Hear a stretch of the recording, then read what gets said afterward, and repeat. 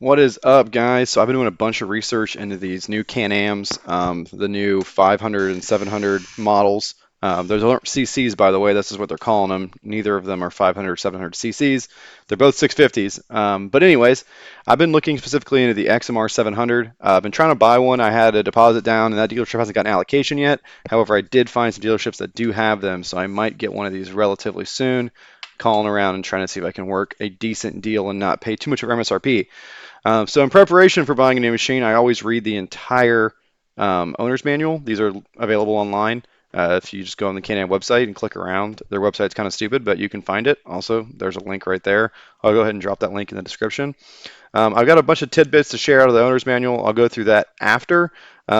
There's some cool stuff to learn in here, but what was most telling was when I started digging up the parts diagrams, I was actually able to find the parts diagrams for this machine already. So that is excellent. So I'm going to go through and point out some things I noticed on the parts diagrams.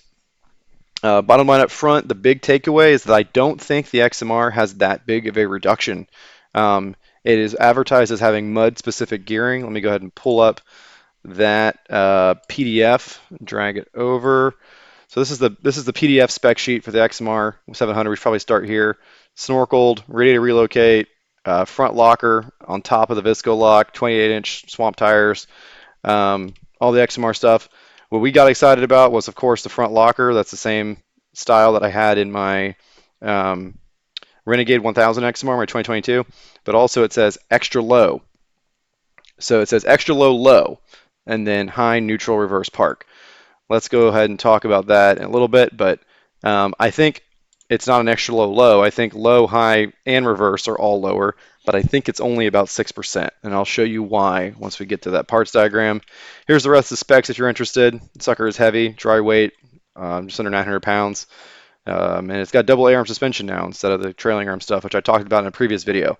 So let me go ahead and minimize this, and we'll go through these parts diagrams. I'm using OEM Parts website, Can-Am OEM Parts. There's the link up here if you're interested. Let me try to zoom this in for you a little bit. There we go. Oh, you guys can see this better on the screen capture. So here's the front drive line. Things to point out here.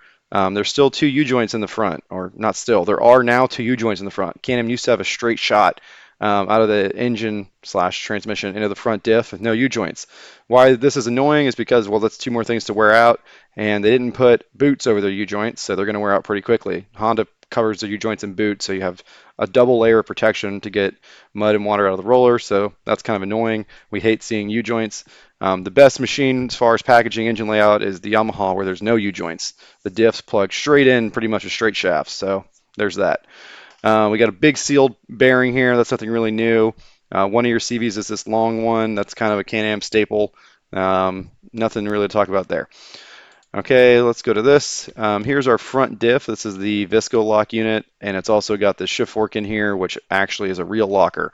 This worked very nicely on my 2022. Hopefully it's a similar system, and we'll have good luck with it. Looking at the rear drive line, you can see that, like Can-Ams have always had, there's two U-joints in the rear, big beefy drive shaft, and then no differential back here, right? So you got the same size axles plugging into a pretty beefy rear diff. This next one is the diagram of the airbox. So as always, a very funky airbox design from Can-Am. They generally work pretty good, I'm not gonna lie. So this is your XMR, so it gets a little taller pipe here that'll go up into your dash cluster. Looks like that'd be really easy to add a pipe to raise this up even higher for us guys that go real deep. That comes into the airbox through this pipe into the bottom. Sitting up on top of here, you got your air filter, and then it'll flow out this way into the engine, and you got a big drain tube down here. It looks like you only have a dirty side to this airbox. With some Can-Ams, most Can-Ams, you have a clean side and a dirty side drain. This is a little different. But this airbox is always part of Can-Am's witchcraft to make a lot of power. Maybe this over here. There's your clean side drain. So you do have a clean side drain. It's just right after the air filter. So you still have two drains on this airbox. Good to know if you swamp it. Next is the snorkel for the belt. So this is obviously always a very complicated thing. So your belt exhaust comes up and does a U and comes back down. and blows on the engine exhaust. That's pretty standard. There are a lot of couplers here, right? One, two, three couplers. So those are all going to leak and be put on wrong by Can-Am because they're asshats. A lot of people will cut this pipe off here and raise it up higher and get rid of the U. A lot of people being me. This is your belt intake. It's got a little guard on it, and that comes straight in to, which is actually part of the case now, not really the belt box. I think I can show you that better on another one. But totally different crankcase design for this new model. But pretty big, high flow looking pipes, so we like to see that. The manual has some pictures of all this, but it's not XMR specific in the owner's manual. So this is the best view I have for the snorkel setup. Also, which is a little different, this looks to all be separate from the radiator. The XMRs used to have some of this in the radiator relocate. Now it looks like it's all behind that in the dash portion. So pretty cool. All right, here's the crankcase. So this is pretty different. This looks like a Yamaha, sort of, because the belt box housing is cast into the case. This is good for helping the belt box not flex, and you get more metal there, less plastic. Usually makes it more waterproof. I think this would be your belt intake, and your belt exhaust would be on the plastic part of the box. At least I think that's how it's going to work.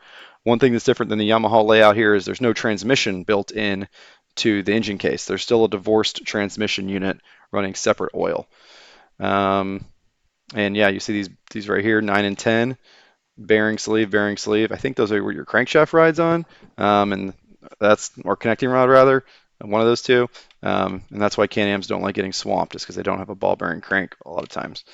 Yep. Let's keep rolling. All right, here's the most interesting one. This is the gearbox. And I've spent a lot of time looking at Can-Am gearbox diagrams because Can-Am does a shit job documenting their gear ratios in the owner's manual and stuff like that. So none of these ratios are in the owner's manual. All the owner's manual has is your rear diff ratio, and we'll get to that. I think it's 3.6, which is pretty standard. So what do we see here, right? This is what we're going to talk about the most. So first of all, there's a chain. We hate that. That's very Polaris. That's a reverse chain. It's just a way to switch the ratio, right? So this gear right here, when these are meshed together, that's probably your high range. And then when you're running off of this gear and this gear, that's probably your low range. And then when it's this sprocket and this sprocket, that's reverse. It's just a guess, but that's almost certainly how it works. You've also still got a bevel gear in the transmission, like you get with a Brute Force or a Can-Am, just because it's not a transverse engine like a Honda, so you have to have a bevel gear there. This doesn't give you a whole lot of information to go off of. If you look at this bevel gear right here, right, 5.4, trying to figure out that ratio, they don't even give you a part number, so you can't really compare that. But what I did find in here is these two intermediate gears over here, 5 and 6. 5 and 6 are listed as part numbers, and they do give us the teeth count. So 52 and 47. So this is 47, this is 52. That's a little bit of a gear reduction coming in. The belt, your belt secondary pulley would turn number 6, which would then turn number 5, which would turn your input shaft to the transmission, which I believe is this guy. So, no, this guy. Yeah, this would be your input shaft. This would stick through there. It's weird how they drew this, but anyway. What can we learn from this? Well, if we look over and we switch over to, remember those numbers, 52, 47. I'm going to switch over to the non-XMR, and we can see that the numbers are different for 5 and 6. So now it's 49, 47, right? So that's pretty interesting. What does that tell us? Well, if we do the math, the XMR has a ratio of 1.106 on that reduction, whereas the non-XMR has a ratio of 1.043. If you do that math, that's about a 6% reduction with what we'd call like reduction on a Honda, doing the math the same way as a Honda gear reduction. That's not a lot. And because these are intermediate gears that aren't part of the switching gears, that means this reduction would affect high, low, and reverse. I think that's a good idea because this thing has bigger tires on it, so you probably want that reduction in high, low, and reverse. You definitely want it in low and reverse, but 6% isn't enough for me to flip out and get super excited about. So unless this thing is already geared stupid low and low, which it very well could be, Can-Am's been giving you pretty good low gears in the side-by-sides lately. Hopefully they learned that lesson and applied it to the four-wheelers. I don't know if this thing is going to really turn 33 stock like my 2022 XMR 1000 would. That thing had a very big gear reduction in low range, it's like 28%, compared to all the non-1000 XMRs. This doesn't seem to have that much of a reduction. It's also got a lot less power than the V-twin. So that's bad news there. That reduction's not bigger. It's also bad news that there's a chain. Now we don't know the ratios of these counter shaft and input shafts. However, we do know that this number 32, which is the counter shaft, is the same. If you look at that part number, it's the same part number on both the XMR and the non-XMR, and this contains your high gear, your reverse gear, and your low gear. So it's pretty safe to say that those actually are the same parts between the XMR and the non-XMR. Maybe they changed this bevel ratio between the two. That'd make me really happy. I kind of doubt it, but again, I don't know because of this stupidity down here with not even telling me the part numbers, much less the teeth counts. So don't worry, when I get this machine, I will put it up on jack stands, pull the belt cover off, and we'll count one revolution of the secondary clutch to one revolution of the tires, and we'll get that exact final drive ratio, and we'll compare that to everything else. Get a lot of their videos with all those gear ratios in it. We'll compare it to the brute force, the Rubicon, and everything else, and see how low this thing is actually geared relative to other machines. We'll also measure the clutches and try to figure out what that ratio is too, based on where the belt is riding on the V clutches. Okay, moving along. Sorry, I'm yapping so much, but there's a lot of change to talk about here. Dual overhead cam cylinder head, that's cool. And we got a one-piece coil pack, so that's very automotive. It all looks pretty premium. Front suspension is a little goofy looking with these A-arms, but we like that these bushings are very far apart, front and rear. That means this thing will handle portals and a lot of abuse. And if these joints are too close together, you get twisting like on the Rubicon. My Rubicon did not like 6-inch portals, if you recall. Standard looking ball joint up top and a Polaris style clamping ball joint in the bottom of the knuckle with a bolt and nut. So it's kind of a weird hybrid knuckle thing going on there. And these are just the rear shocks. No front sway bar, but you do have a rear sway bar. The rear shocks have little clicker adjustments.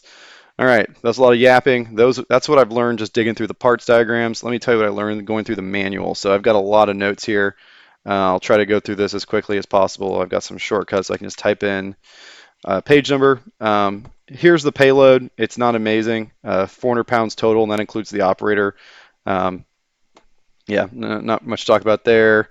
Let's go to the next one on page 91. Just as a good look at the radiator. So you actually have really good access to clean the radiator. This plastic cover just kind of flips forward. Boom, there's your radiator. And like I said earlier, all your snorkels are in here. Your exhaust roll comes up and makes a U and comes back down.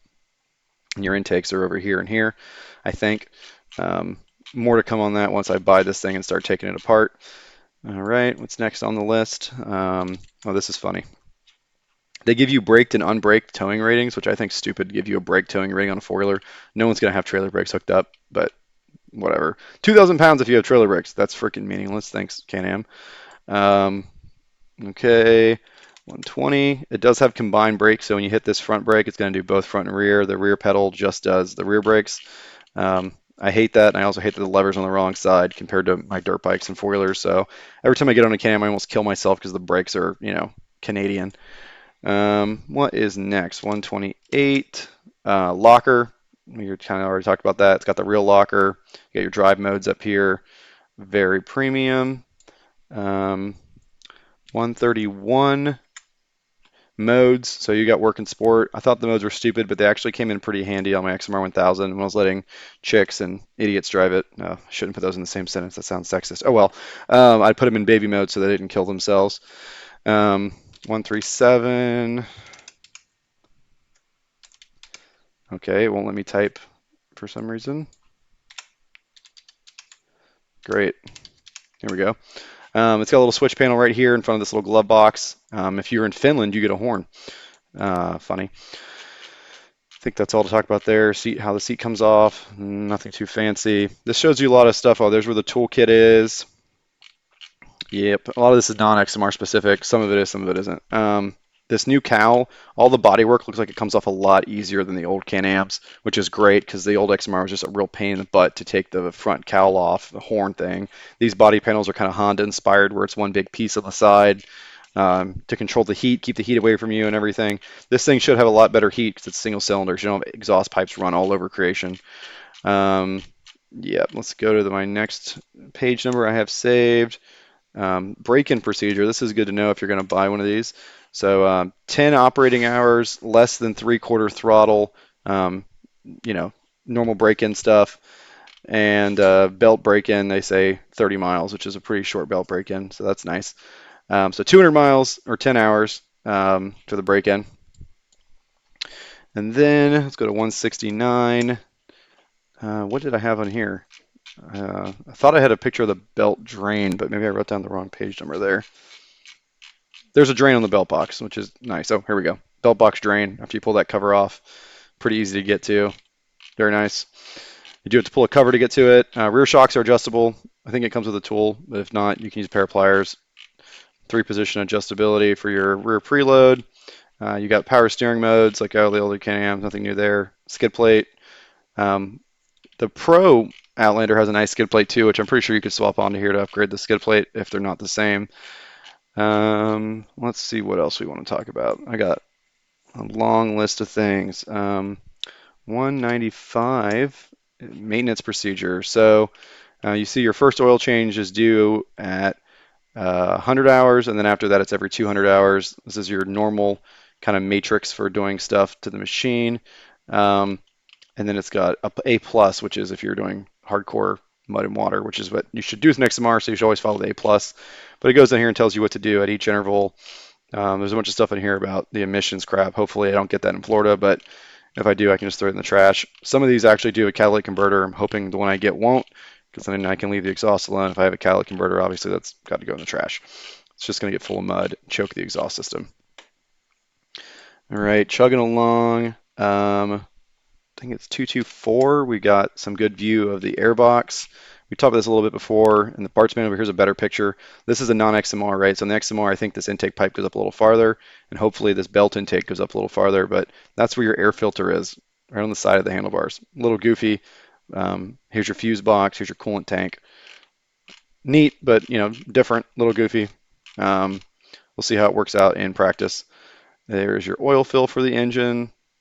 You see how the cylinder is slanted backwards, actually. That's kind of cool. Single cylinder slanted backwards, but it's not a transaxle. The engine's still up front where it needs to be. So a lot of these slanted backwards ones have the cylinder back here, and that means they have a shit weight distribution. This thing's going to still ride pretty good and not be too light on the front wheels, so that's nice. Water pump, oil filters in a Can-Am-ish location with a Can-Am looking filter. This shows you I believe that's the belt intake. I'm not 100% sure. That's one of the two. Intake exhaust. What's this? One-way valves in the fuel breather system. That's kind of a pain in the ass. I usually end up deleting those and just running the lines up my snorkels once I extend the snorkels. Coolant. There's the engine layout. There's your little transmission back here. So this is your high-low reverse park module tucked right behind the engine. It is separate, like I said. You get a separate vent line for it, separate oil in it. That's all fine and dandy. Exhaust, gearbox oil. Okay, where are we at on my list?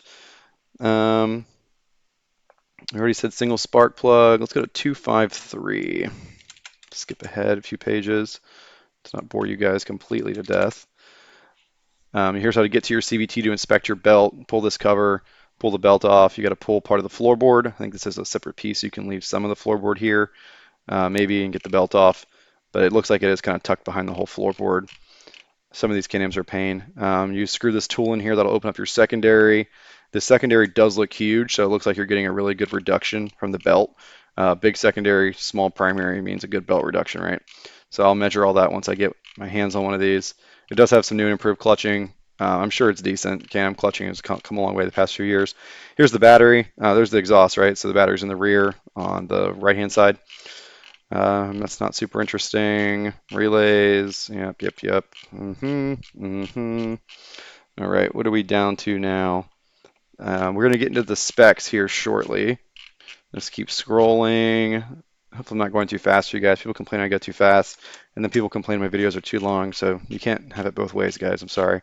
Here's the specs. They're towards the back of the manual. We'll go through and point out a few things here. Dual overhead cam, single cylinder, 4 valves. Here's your exhaust clearance. You'll see that the intake clearance is pretty small and the exhaust clearance is huge. That's kind of weird for a valve train that they're that different. 3 times more clearance on the exhaust valve. Usually it's maybe 10-20% more. Bore and stroke, displacement, they're all 650s, like I said. NRM models have a catalyst, which means a catalytic converter. Stupid. Oil, lubrication, nothing that interesting here. Um, Clutch is supposed to engage around 2,000 RPMs in the CVT. So there's no wet clutch. The CVT still does the engagement. So they're using typical Can-Am stuff. They haven't gone to the Yamaha way of using a wet clutch, which I think is superior. But this does save some parts. Dual range, transmission, yada, yada, yada. Engine, speed limiter is 7,500 RPMs. It's about standard for a single cylinder thumper, not super amazing. Reverse is limited to 9 miles per hour, and then you have an override button if you need to clean the tires out in reverse. Scrolling along. Idles at 1,300 RPMs. You should run it on 87 plus. Octane, um, pretty standard. Here it is. Front diff ratio is 3.6, and so is the rear diff ratio, 3.6. Suspension travel is 9.75 inches in the rear and 9 inches in the front. If you get the Pro model, it's got a little more travel. I'm sure these springs are mud-specific springs. I don't know if it says that somewhere or not, but hopefully they have some heavier springs in there so they don't sag. 14-inch rims from the factory. The front's a 6.5 wide, and the rear's a super fat 8.5 wide wheel. So keep that in mind. If you're putting aftermarket tires, you should really run a skinny wide setup on these if you're going to keep your stock wheels. They didn't give you the offset, which is super nice. A lot of people don't give you that. Um, Dry weight. We already talked about dry weight, towing. Yep. So that's pretty much it. That's what I've learned going through the entire manual. I just kind of skimmed through it and read the parts I was interested in today. I also went through all of the parts diagrams for you. So if you're interested in buying one of these bikes, hopefully that's helpful to you. I'll give you some firsthand experience once I start buying one of these and tearing into it.